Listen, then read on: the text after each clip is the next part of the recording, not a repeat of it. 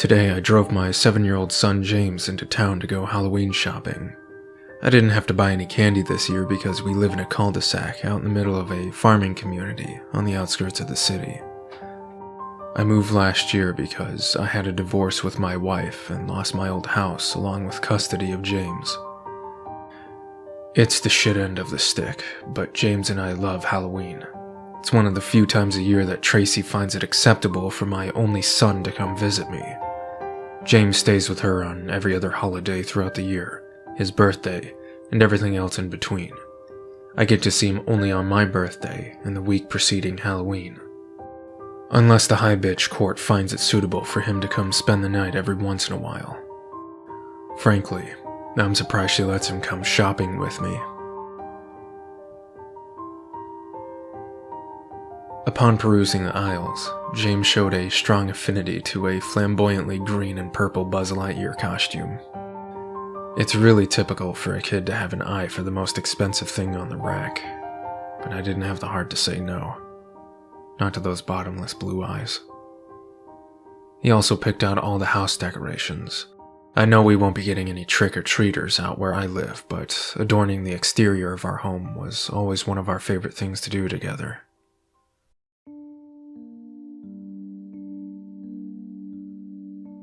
It looks like James and I will be having some competition for the Best Halloween Decorations Award, which, sadly, in this neighborhood, is only a pat on the back. When I lived with James and my ex-wife, he and I won the trophy every year since he was 3. Reminiscence aside, my next-door neighbor is really giving us a run for our money. He did quite the splurge on decorations.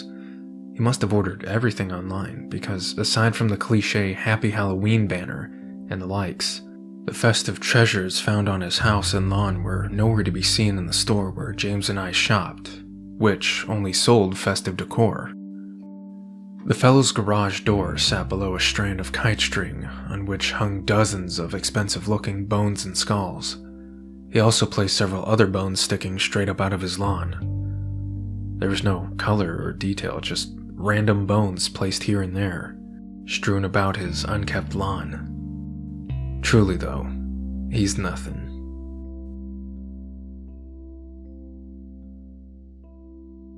While walking through my house at dusk, outside the dining room window, I noticed a quick flicker of movement dash in and out of my peripherals as I was preparing for James's week-long stay. I inspected. I don't even know if I should be glad that I did. I walked back in front of the window and saw the same animation, but this time in the center of my vision. I walked back away from the window, and slowly, I peeked out from the corner of the glass.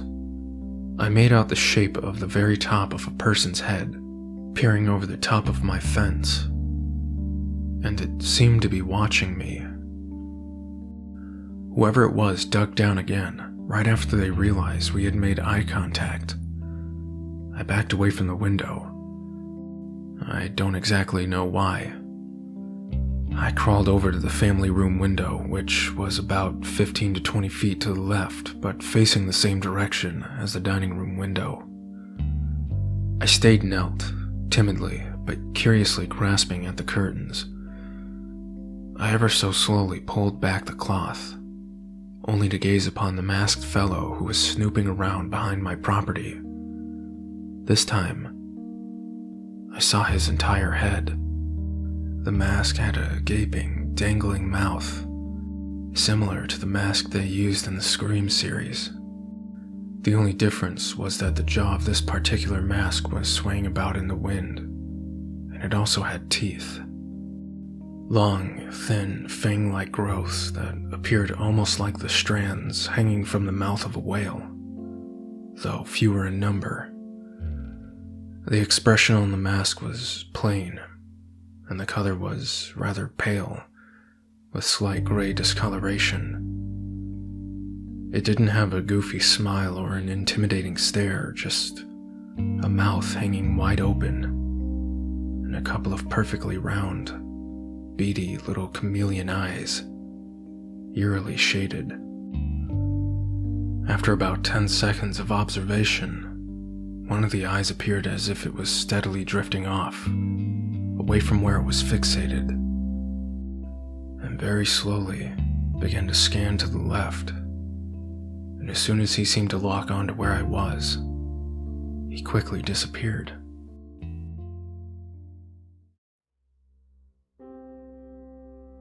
I don't really know my neighbor, much less where he gets all of his decorations. I noticed a new ornament of sorts in front of his door today. It was a ceramic bowl full of guts, comically placed where he would place a bowl of candy were he too lazy to answer the door for trick-or-treaters.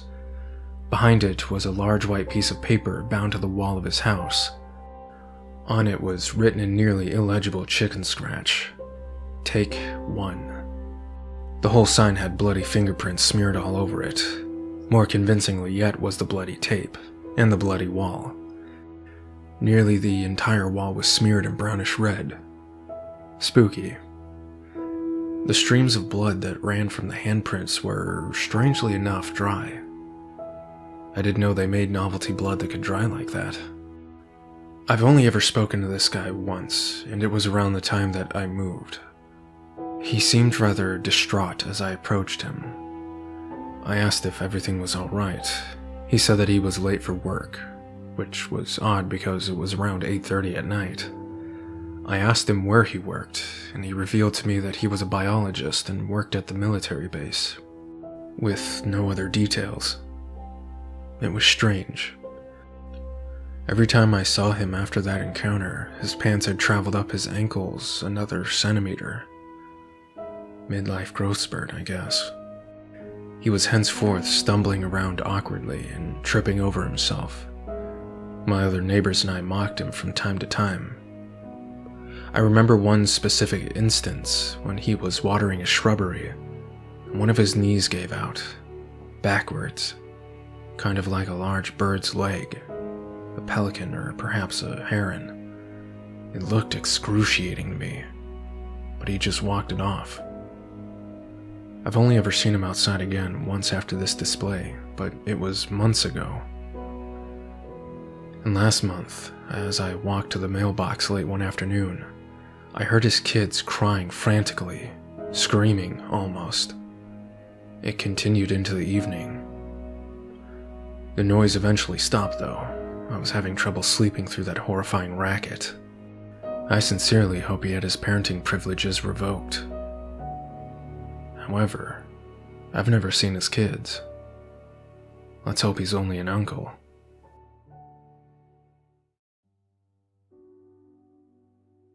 Ever since James arrived earlier this week, he has simply abhorred the idea of removing his costume. Little Buzz has been running rampant throughout the house quoting Toy Story.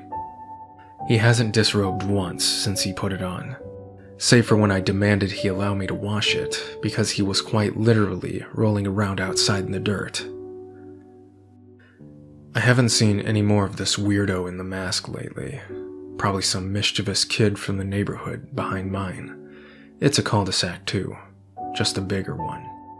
There is a dirt road that accompanies an irrigation canal separating the two neighborhoods.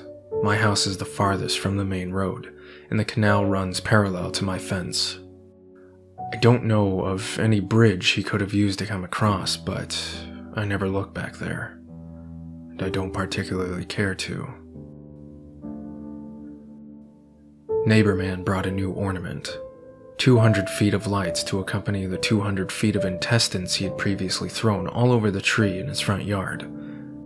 The lights coexist uniquely with the prior decor, though all I could smell when I went outside was the burning odor of the sizzling ensemble of mixed-match decorations hanging from the tree. The moisture of those oddly genuine-looking innards had adhered to his archaic festive bulbs, producing a deep red glow. Intentional or not, the smell was almost enough to coerce a complaint out of me. Almost. Come to think of it though, the smell wasn't so bad. Almost like a barbecue. I'm going insane. No simple words can describe what I believe I have witnessed. As the sun was setting this evening, I got another glimpse of this masked man. What I saw now was not at all what I would describe as a mask. I was sitting in my living room reading. The bay window in my living room overlooks the entire street, and I had my blinds open. I was startled and looked up and out the window, towards the nearly dissipated sun, because I had heard what sounded like an asthmatic man gasping for air through a megaphone over top a vocal, frightened cat. I stood up from my couch and walked briskly towards the window. I cupped my hands around my eyes to deter the sunlight and pressed my face against the window. And I saw it. It was pursuing a small cat. It ran like an ostrich. Where it was not bald and discolored, it was spotted with long patches of spindly hairs and networks of pulsating blue veins. Thinning, isolated strands of gray hair flat against its flaky, decomposing head. Its flapping, low-hung chin keeping rhythm with its bounding stride as the sprinting thing began to overtake a creature built for agility. Ultra-thin, ultra-broad shoulders dutifully bounding up and down in harmony with its tree branch-like arms, easily giving it at least a 5-foot reach. Mammoth hands, chopstick fingers, and those repulsive, chameleon eyes. Buckets of drool spilled impatiently from behind its hellish teeth. Emaciated, stilt-like legs completed the horrific image. Altogether, I observed an 8.5-foot freak show with greasy hair, practically leaping from yard to yard, chasing this poor kitten for a reason, ostensibly beyond simple sustenance. The cat approached a fence on the left side of the street. It leaped towards a delusion of safety. The beast proceeded to effortlessly jump from the sidewalk over the lawn and snatch the animal from the top of the fence with its talon-like claws, as a falcon might. The cat didn't stand a chance, nor did it even manage to voice a squeal. The thing disappeared into the shadows with its, meal. An unforgettable 2.5 seconds. Then I thought of my son.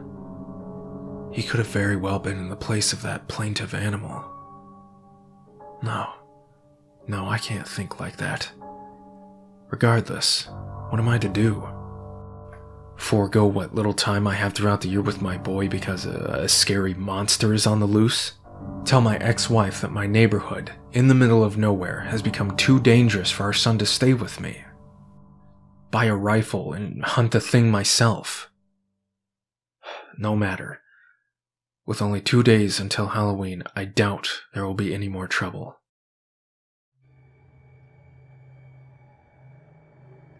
I've thought about calling the police, but for what exactly? I definitely couldn't call in and report a burglar, or even anything human for that matter, because they wouldn't be looking for what needed to be caught. No one can know. Earlier tonight, my neighbors threw a street-wide costume party at their place down at the entrance of the street. I didn't go because I had to work late, and after I picked up James from his friend's house, we anticipated having a game night with just the two of us. Sometime during the night, James took a bathroom break. He was gone for over 15 minutes.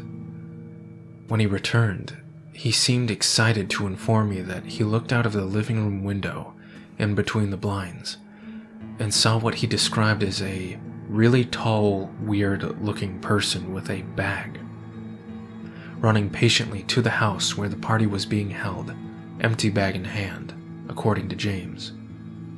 It would disappear into the backyard of the house, and seconds later, bolt out of the yard with a full bag and tear off towards my neighbor's house, wearing a costume. It repeated this process several times, each time wearing a different costume than before.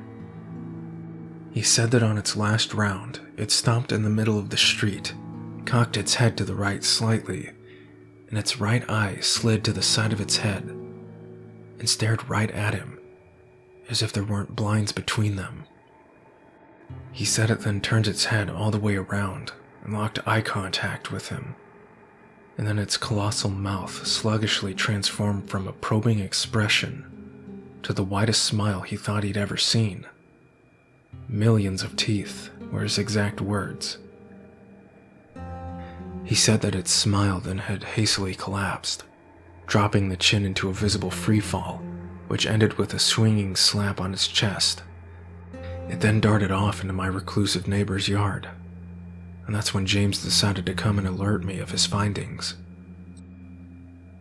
I thought of that horrid monster smiling at my boy. I despised the idea. I tried to envision what that particular smile might look like, though I really couldn't. I didn't think a flapping maw that gargantuan had the muscle to maneuver that flailing chin in the first place. Then again, it has to eat sometime.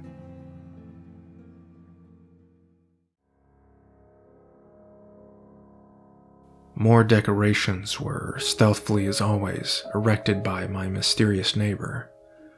A couple dozen or so skeletons, all different sizes, all dressed in cliché Halloween attire.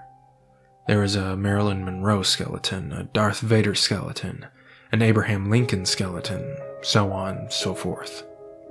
Every one of them was strung up by the back of its neck, feet swinging, head looking down. I really wanted to ask this guy how he comes up with all this, where he gets it all. Perhaps if he knows that last night's rain washed the color off most of his little knickknacks. Gotta hand it to him though. That slew of morbid decor in combination with his filthy, run-down, cobweb-covered home emits a true horror movie feel. It's now just past midnight. I got finished with my work, I brushed my teeth, and now the doorbell's ringing. Again. And again. And again.